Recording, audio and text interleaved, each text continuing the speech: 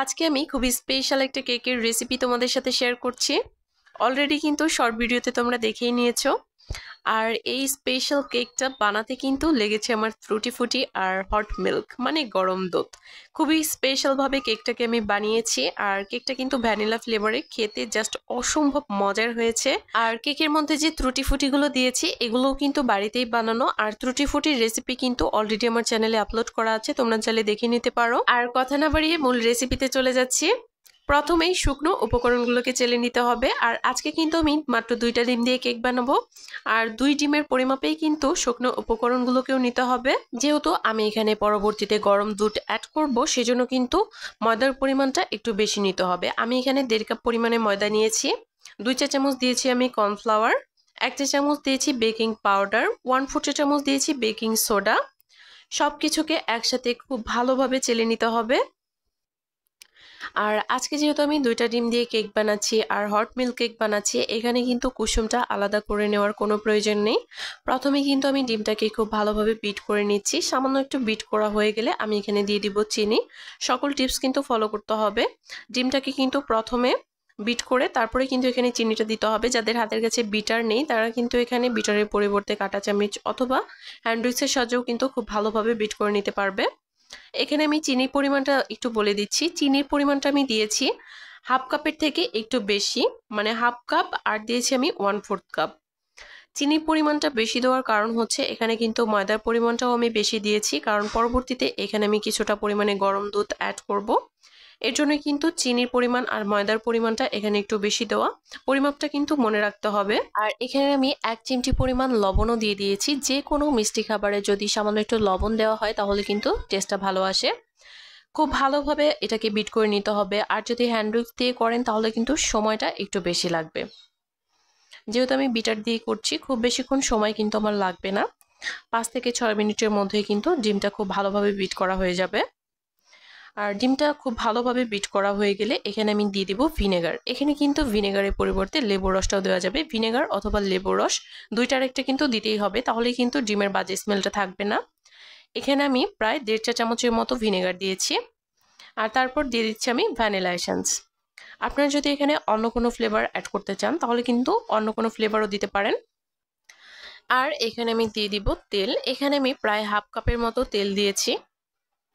এখন এগুলোকে আরও কিছুক্ষণ আমি বিট করে নেব। এই পর্যায়ে কিন্তু খুব বেশিক্ষণ বিট করে নেওয়ার কোনো প্রয়োজন নেই, শুধু সব কিছুকে একসাথে খুব ভালোভাবে একটু মিশিয়ে নিতে হবে। এই তো বিট করা কিন্তু হয়ে গিয়েছে। এখন শুকনো উপকরণগুলোকে মিশিয়ে নেওয়ার পালা। আমি এখান থেকে একটা বিটারের কাঁটা দিয়ে কিন্তু শুকনো উপকরণগুলোকে মিশিয়ে নিব। আর শুকনো উপকরণগুলো মেশানোর সময় কিন্তু বিট করে নেওয়ার কোনো প্রয়োজন নেই, এভাবে হাত দিয়ে করলেই হবে। আর এটাকে কিন্তু ধীরে ধীরে করারও কোনো প্রয়োজন নেই, আমি খুব তাড়াতাড়ি করছি কারণ এখানে কিন্তু ডিমের ফোমটা রাখার কোনো প্রয়োজন নেই। এখানে যেহেতু আমি পরবর্তীতে গরম দুধ অ্যাড করব। আর শুকনো উপকরণগুলোকে কিন্তু কয়েক ধাপে আমি দিয়ে দিব, এতে করে কিন্তু খুব ভালোভাবে মেশানো যায়। খুব ভালোভাবে মিশিয়ে নিচ্ছি। আর সবশেষে কিন্তু এখানে আমি গরম দুধটা অ্যাড করব।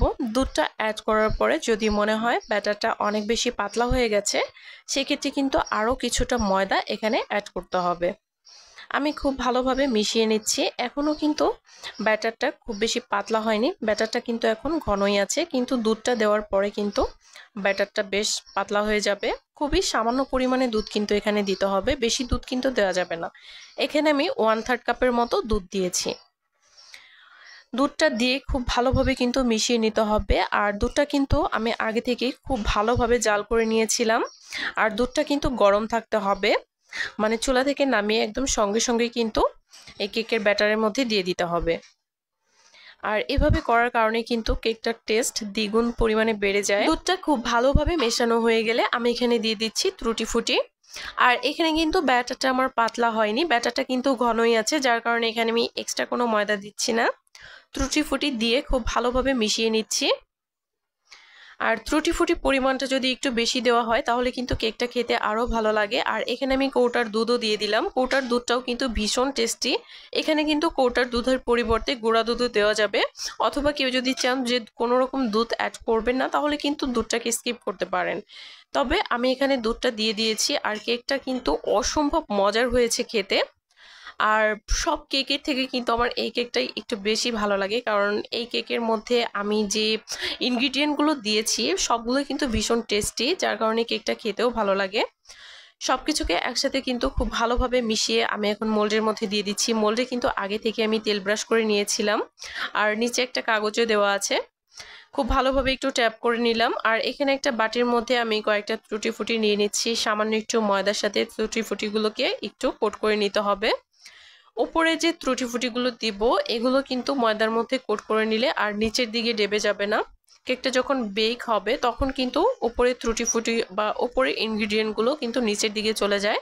যদি এভাবে ময়দা কোট করে দেওয়া হয় তাহলে কিন্তু আর নিচের দিকে চলে যাবে না, আর ওপর থেকে কেকটা দেখতেও অনেক বেশি সুন্দর লাগবে।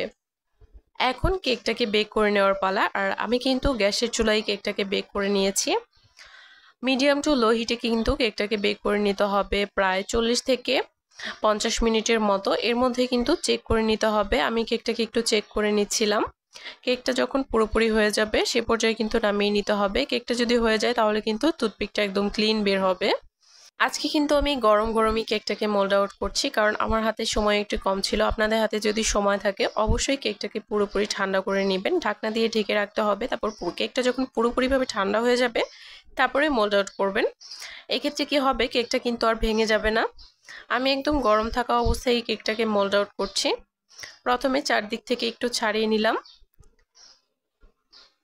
একটু দেখিয়ে দিচ্ছি। আসলে কেকটার নিচের দিকটাও অনেক বেশি সুন্দর হয়েছে। আসলে কেকটা খেতে ভীষণ ভীষণ ভীষণ মজার হয়েছে। যারা এখনো এভাবে কেক ট্রাই করেনি অবশ্যই এভাবে একবার বানিয়ে দেখবেন। আশা করছি সবার কাছে ভালো লাগবে, কেউ হতাশ হবেন না এই রেসিপিটা নিলে। কেকটা কেটে একটু আপনাদের সাথে শেয়ার করছি যে আসলে ভেতরটা কেমন হয়েছে, কতটা সফট হয়েছে কেকটা। আসলে যে কোনো রেসিপির ক্ষেত্রেই যদি সকল টিপস ফলো করা হয় তাহলে কিন্তু রেসিপিটা একদম পারফেক্ট হয়। যদি পরিমাপটা ঠিক থাকে তাহলে কিন্তু পারফেক্ট হয়। আমি চেষ্টা করেছি সকল টিপস সহ আপনাদের সাথে এই কেকের রেসিপিটা শেয়ার করার। আমি যেভাবে করেছি একদম সেম টু সেম রেসিপিটা যদি আপনারা ফলো করেন আপনাদেরটাও কিন্তু একদম পারফেক্ট হবে। আমি একটু কেকটাকে ভেঙেও দেখিয়ে দিচ্ছি, দেখেন কতটা পারফেক্ট হয়েছে। খেতেও অসম্ভব মজার হয়েছে, বলে বোঝানোর মতো না। আসলে কেকটা বানালেই বুঝতে পারবেন আসলে যে কতটা টেস্টি হয় কেকটা। তো ভিডিওটি ভালো লাগলে চ্যানেলটি সাবস্ক্রাইব করে পাশেই থাকবেন। আজকের মতো এই পর্যন্তই। সবাই ভালো থাকবেন, দেখা হবে নতুন কোনো ভিডিওতে।